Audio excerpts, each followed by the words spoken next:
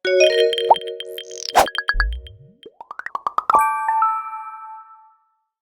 ันนี้เราจะมาตอบคำถาม 25 fact about มี่เอย่ากันค่ะ บริจาคให้พี่ด้วยนะ เติบโตมาแบบเจ้าหญิง ยากมากรู้ไหม ชอบกินทุก ข้อ อย่าง เนี้ยเพราะกินทุกอย่างเลยเหมือนเป็น introvert ไปเลย ไม่พูดแบบจะนั่งดื่มด่ำฟังเพลง ตอนนี้แบบว่าอยากไปเล่นเครื่องเล่นกับพี่มีมาก มันจะแบบนี่อะไร ๆ พี่มี สวัสดีค่ะ พวกเราสองคนนักแสดงจาก More Than Her Project ค่ะ ชื่อเรื่องว่า Love Beyond Dream Series เพื่อเธออีกครั้งค่ะ ค่ะ สวัสดีค่ะ มีผัดค่ะ สวัสดีค่ะเอย่าอรพันธ์ค่ะ วันนี้เรามาทำอะไรกันคะ วันนี้เราจะมาตอบคำถาม 25 fact about มี่เอย่ากันค่ะ พัทรนันท์ปัดภัยค่ะ อรพันธ์ผ่องเมคินค่ะ 27 ค่ะ 26 ค่ะ 1 มีนา 1999 ค่ะ 21 กุมภา2000 ค่ะ ราศีกุมค่ะ ราศีกุมเหมือนกันค่ะ B ค่ะ B ค่ะ บริจาคให้พี่ด้วยนะ 172 ค่ะ 165 ค่ะ สั้น-200 ค่ะ เอียง 150 สั้น 200 เอียงข้างเดียว ทำ ค่ะ ไมเอ๊ะไม่มองอย่างเงี้ย ข้างซ้ายเอียงค่ะ ข้างซ้ายเอียง 150 แต่ว่าสั้นอะ2ข้างเลยเกือบ200 ใช่เวลาเอย่าเขียนหนังสือเอย่าจะเขียน ใช่ย่าจะเขียนเอียงแล้วเวลาย่าดูแบบดูโปรเจคเตอร์หรือดูจออะไรอะย่าจะแบบหลีตาแล้วก็เข้าไปใกล้ 40 ค่ะ ของมี่ ๆ ค่ะ ของเอย่า38 ค่ะ 40 สีน้ำตาลค่ะ สีชมพูค่ะ จริงๆ มันให้ความอบอุ่นในแบบหนึ่ง ความมั่นคง ความอบอุ่น เหมือนเป็นคอมฟอร์ตโซนเนาะ อืม ที่เป็นพี่มี่ชอบพี่มี่จะชอบสีที่มันมอคค่าหน่อย เรียกความ ใช่ จะมีความแบบทึมๆ นิดหน่อยอะไรอย่างงี้ ใช่ มันดูเท่ด้วย ดูเท่จริง ใช่ ชอบสีชมพูเพราะว่าเป็นสีที่รู้สึกว่าเวลามองแล้วเรารู้สึกมีความสุข น่าจะเป็นตั้งแต่ตอนเด็กๆด้วยค่ะ ที่แบบ สดใสนะ เวลาใส่ชุดเวลาแบบมีของอะไรอย่างเงี้ยเราจะชอบวิ่งเข้าหาสีชมพูก่อน ซึ่งเป็นสีชมพูโทนพาสเทลสีชมพูอ่อน ใช่ประมาณนี้ค่ะ เติบโตมาแบบเจ้าหญิง วานค่ะ สัตว์ในเทพนิยายยูนิคอร์นค่ะ ให้ความลึกลับเนาะ มองเขาเลื่อนผ่านช้าๆเนี่ยจะดูแบบสบายตา ให้ความสบายใจ ใช่ ยูนิคอร์นก็คือเป็น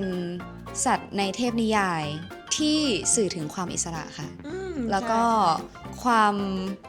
แปลกใหม่หลากหลายอืม เลือดของเขาช่วยชีวิตคนได้ ใช่แล้วช่วยฮิลลิ่งได้อะไรเงี้ยค่ะ ก็คิดว่าแบบยูนิคอร์นน่าจะเป็นแบบตัวละครอีกตัวละครหนึ่งที่ชอบมากๆตอนเด็กๆเลย อืม เพราะว่าดูแบบดูการ์ตูน มาโพนี่ ดูอะไรเงี้ยค่ะ มาโพนี่ในบาร์บี้อะไรเงี้ยค่ะใช่ชอบมาก สปาเกตตี้ค่ะ ยากมากรู้ไหม ชอบกินทุก ข้อ อย่าง เนี้ยเพราะกินทุกอย่างเลย แต่ถ้าให้เลือกตอนนี้ที่ขึ้นมานะคะ เป็นต้มข่าไก่ค่ะ มินท์ช็อกค่ะ ของย่าเครื่องดื่มที่เป็นนมค่ะ มีส่วนผสมของนม อย่างเช่นชาเขียวนม อย่างเช่นนมเย็นนมชมพูอะไรอย่างเงี้ยค่ะชอบ คาราเมลด้วยเดี๋ยวนี้ คาราเมล เริ่มมีคาราเมลเข้ามาด้วย ใช่ ทุกอย่างที่หวาน ใช่ ชอบหมด ผมพูดติดปากน้องหมวย เรียกบ่อย เอาของย่าละกันของย่าคือใช่ อ๋อเหรอคะ อ๋อเหรอคะ อ๋อเหรอคะ เวลาพูดอะไรให้เอย่าฟังเอย่าจะ อ๋อเหรอคะ เป็นอย่างนั้นเหรอคะ จริงเหรอ ค่ะ คะอะไรอย่างเงี้ยเหรอคะ น้องจะชอบทวนค อืม ำ อย่างเช่นมีพูดว่าวันนี้ใส่กางเกงสีขาว อ๋อกางเกงสีขาวเหรอคะ อะไรอย่างเงี้ยประมาณนั้น ห้ามเล่นทวนคำนะ ทวนทวนไปเลย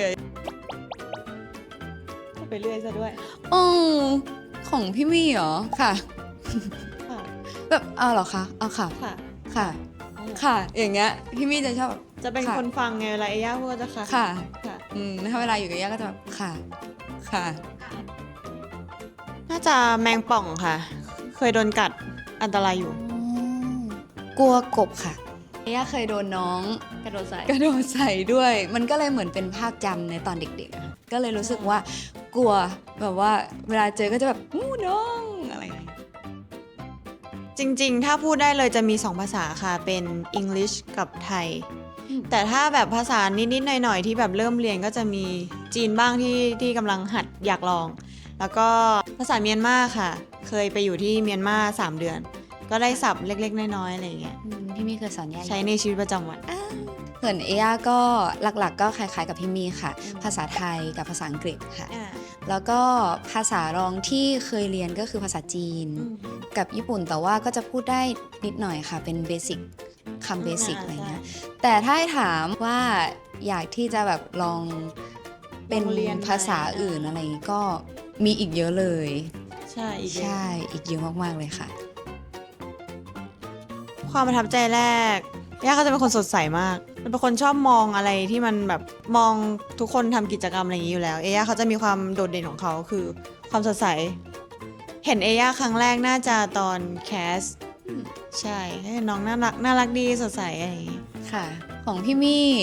ความประทับใจแรกก็คือพี่มี่ดูเป็นคนสุขุม ดูเป็นคนที่มีความน่าเชื่อถือมีความลึกลับน่าเข้าหามีเสน่ห์ตอนแรกก็ยังแบบไม่ค่อยกล้าที่จะเข้าไปทักทาย แต่ว่าพอรู้จักกันแล้วก็คือพี่มี่เป็นคนที่เปิดมากๆ แล้วก็เป็นคนที่แบบเข้ากับคนอื่นง่าย มีอัธยาศัยดี น่าจะเข้าใจผิดคิดว่ามี่เป็นคนแบบว่าพูดเก่ง แบบคือคำศัพท์ในหัวมีน้อยมาก ซึ่งจะพยายามไม่พูดเยอะเพราะว่าพูดทีแบบพูดไม่ค่อยถูก ใช้คำไม่ค่อยถูก บางทีแบบอยากจะเล่นกับน้องอะไรอย่างเงี้ยแล้วใช้คำผิดไปกลัวน้องจะเข้าใจผิดก็เลยแบบกลายเป็นคนไม่พูดไปอะไรอย่างเงี้ยคนก็จะชอบเข้าใจว่าพูดเยอะพูดเก่งพูดแต่จริงๆไม่เลย ไม่เลย แต่พี่มี่เขาเป็นคนขี้เล่นค่ะ น่ารักส่วนเอย่านะคะ น่าจะเป็นความสดใสตลอดเวลาแล้วกันค่ะย่าเป็นคนที่เวลาอยู่ข้างนอก เราก็จะเป็นคนที่ชอบที่จะแบ่งปัน energy ดีๆ ให้กับทุกคนอะไรเงี้ยแบบชอบชวนคนอื่นเล่นพูดคุยหรือว่ายิ้มแย้มแจ่มใสซึ่งย่าก็เป็นแบบนั้นอยู่แล้ว แต่ว่าในพาร์ทที่ทุกคนอาจจะยังไม่เคยเห็นก็คือพาร์ทตอนอยู่บ้าน ตอนที่อยู่คนเดียวตอนที่ใช้ชีวิตคนเดียวอยู่ในห้องอะไรเงี้ยค่ะก็จะเป็นคนที่เหมือนเป็น introvert ไปเลย ไม่พูดแบบจะนั่งดื่มด่ำฟังเพลง เป็นคนที่แบบว่ามีมุมที่ไม่ได้สดใส ก็คือเป็นมุมที่แบบอยู่ในคอมฟอร์ทโซนของตัวเองนั่งพักใจอะไรเงี้ยค่ะ พี่มี่เห็นบ่อย เราอยู่ เห็นบ่ ด้ อ วย ยกัน ไหม บ่อยใช่ เขาจะมีเวลาที่เขาจะต้องเก็บ ชา พ ร์จ ลัง แบต ใช่ ชาร์จแบต ชา ชา ร์ ร์ จ จ แบต พลังใช่ค่ะ อยากเป็นแบบความฝันสูงสุดในวัยเด็ก อยากเป็นนักบิน ตอนนี้น่าจะเป็นไม่ได้แล้วค่าสายตาไม่ได้แล้ว ส่วนของเอย่าถ้าไม่ได้เป็นนักแสดงอยากเป็นศิลปินค่ะ อยากเป็นนักร้องสถานที่ที่ชอบไปและไปได้บ่อยๆแล้วกันนะคะ แบบว่านึกอยากจะไปก็ไปได้เลย น่าจะเป็นโรงหนังค่ะ จริงๆ บางวันไม่มีอะไรทำก็ไปดูหนังอะไรอย่างนี้ ของเอย่าเลือกสถานที่ที่ชอบไปก็คือทะเลค่ะแบบว่าเวลาที่เราทำงานหรือว่าอยากที่จะหาพื้นที่สถานที่พักผ่อนก็จะเลือกไปทะเลก่อน ดิสนีย์แลนด์ค่ะ หนูก็เหมือนกันค่ะ ตอนนี้แบบว่าอยาก ใช่ ไปเล่นเครื่องเล่นกับพี่มีมาก ใช่ เพราะว่าครั้งแรกเราเจอกันที่สวนสนุก ๆใช่ แล้วเราก็คุยกันเรื่องสวนสนุกบ่อยมาก ค่ะ ใช่ หนังเรื่องโปรดจริงๆ มีหลายแบบมาก แต่ถ้าที่ดูบ่อยๆ จริงๆ น่าจะเป็นพลีพาย1988 เคยดูใช่ไหมคะ เคยดูค่ะ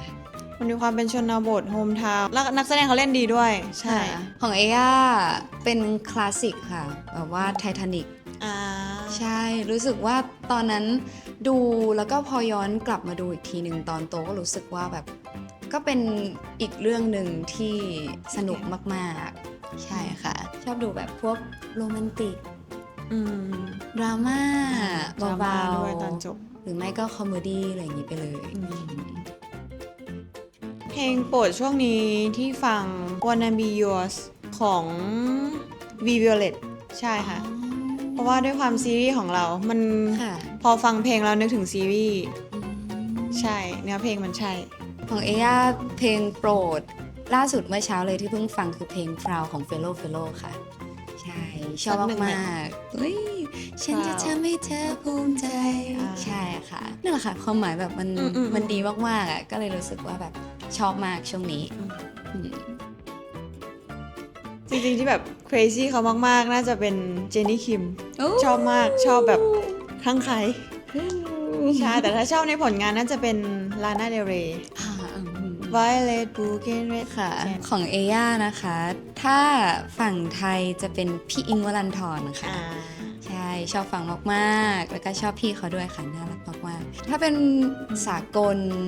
ก็จะชอบ Ariana Grande ค่ะ กับ Taylor Swift อาจจะฟังเพลงมั้งอยู่เงียบๆ ใช้ความคิดหาทางออก จะชอบหาเพลงที่ตรงกับมูดตอนนั้น แล้วชอบฟังแล้วก็ถ้าเสียใจก็เสียใจให้สุดไปเลยถ้าแฮปปี้ก็จะแบบโอ้ยอะไรอย่างเงี้ยเหมือนกันค่ะ ของเอย่าก็ฟังเพลง อืม เวลาเครียดเวลาที่อยากจะหาอะไรทำแบบเพื่อที่จะแก้เบื่ออะไรเงี้ยก็การฟังเพลงเลย แล้วก็จดบันทึกค่ะ เขียนโน้ต ไปเยอะมาก เยอะมาก เรียกเอยูวางแล้วแต่อารมณ์ มี เรียกเอยู คนแรกเลย น้องหมวย น้องหมวยมานี่มาอะไรอย่างเงี้ยเอาเล่น ของหนูก็ง่ายๆค่ะ พี่มี่ แต่จะเป็นพี่มี่แบบพี่มี่ ๆมีเวอร์ชันแบบ alert อ่ะ ใช่ มี่ พี่มี่กับ มันจะแบบมี่อะไร พี่มี่อย่างเงี้ยแล้วก็พี่คนเท่พี่คนเท่ ใช่ พี่สุดหล่อ เออเรียกว่าพี่มี่ค่ะ เอย่าวันนี้พี่มี่จ้ะนี่พี่มี่ เอย่าก็จะเป็น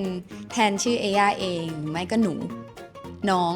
ย่า เนี่ยย่า แต่ก่อนจะเรียกเป็นน้อง ใช่ น้องอยากกินอะไรน้อง ใช่ อะไร พี่มี่ ใช่ จะแบบเรียกแบบน้องอะไรอย่างเงี้ย แต่พอน้องเริ่มแทนตัวเองว่าย่าอะไรเงี้ยเราก็จะติ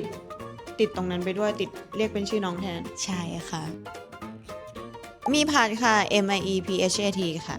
ทุกแพลตฟอร์มเลยค่ะ ของเอย่าก็เอย่าอรพันธ์ค่ะ AYAORAPAN ทุกแพลตฟอร์มเลยค่ะ จริงๆมีหลายข้อสำหรับของเอย่าที่พี่มี่รู้อยู่แล้ว หลายข้อเลย น่าจะเป็นพี่อิง แต่ก็เดาไม่ผิด คิดว่าเขาน่าจะชอบแนวนี้ แต่ได้เจาะจงเป็นชื่อบุคคลที่เขาชื่นชอบก็ได้รู้ ค่ะ เพิ่ม ของเอย่าก็เหมือนกันเอย่าก็เรื่องสไตล์เพลงของพี่มี่ค่ะ ก็แอบเซอร์ไพรส์เหมือนกันเพราะว่าเราคุยกันอะแต่ว่าบางทีอาจจะไม่ได้เจาะจงชื่อตัวศิลปิน ใช่ นอกนั้นก็พอรู้แล้ว แบบเหมือนรู้จักกันมาประมาณหนึ่งแล้วก็รู้ว่าโอเคพี่มี่ชอบทำแบบนี้ชอบกินนู่นกินนี่อะไรเงี้ยค่ะ สามารถติดตามซีรีส์ของพวกเรานะคะ Love Beyond Dream Series เพื่อเธออีกครั้งนะคะ ได้ทาง YouTube ของ Me My Why Official อย่าลืมกดไลค์ กดแชร์ กด Subscribe ให้พวกเราด้วยนะคะ แล้วก็มาเป็นกำลังใจให้พวกเราด้วยนะ ใช่แล้วค่ะ